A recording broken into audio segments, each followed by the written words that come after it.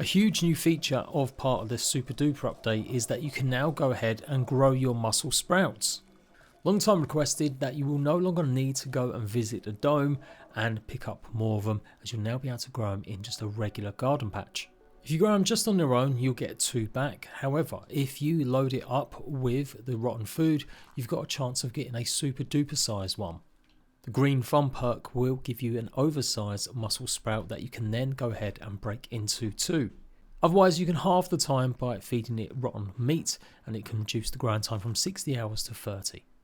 So if you're really super lucky, you've got a chance of getting 4 muscle sprouts from 1, as there is a chance for 2 of the sprouts to go ahead and be a supersized one. You'll have to chop it down with a tier 2 axe though, you won't be able to chop it down with any other tool.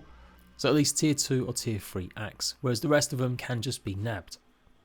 So as I can tell, there's no other restrictions. As soon as you've completed the underwater laboratory, you'll have the ability to go ahead and plant these and use them.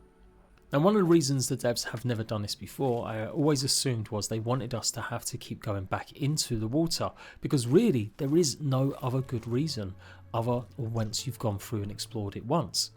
This is the only real important resource worth going back into over and over again, apart from some maybe other ingredients for smoothies, but they usually all help with more helping in the water, and once you've done this area, the upper pond isn't really as big a deal.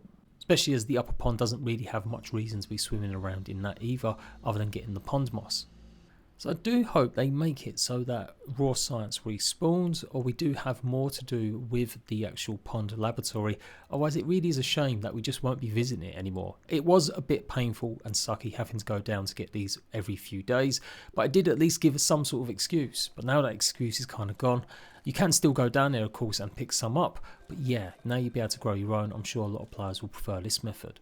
And just a bit of extra info, if you did want to duplicate some of your muscle sprouts, you can go ahead and do so for 500 raw science. That's it, just a quick one from me. I'll see you ratbags for more super duper guides incoming very soon. The update will be launching for everyone very soon, but currently it's still in PTB, so only on the Xbox Insider program or under the beta tabs on Steam. Laters, ratbags.